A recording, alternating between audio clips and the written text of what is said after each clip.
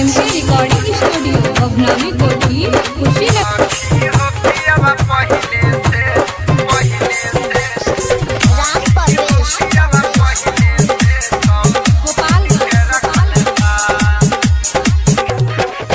सखी हो पियवा पहिले से 103 के रखल बा। सखी हो पियवा पहिले से 103 के रखल बा।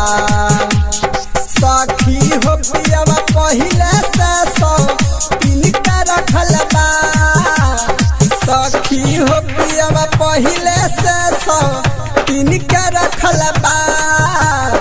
हमरा से पहिले दोसरे के हमरा से पहिले दोसरे के स्वाद चखल बा। सखी हो पियवा पहिले से 103 के रखल बा।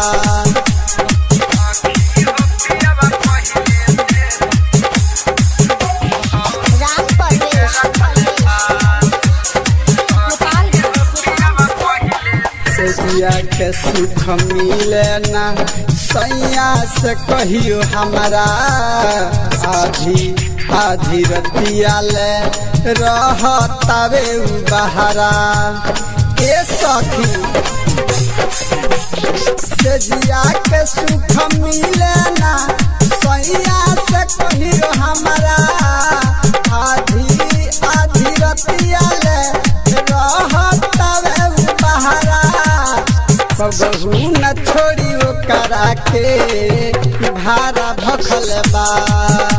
सखी हो पियवा पहिले से 103 के रखल बा।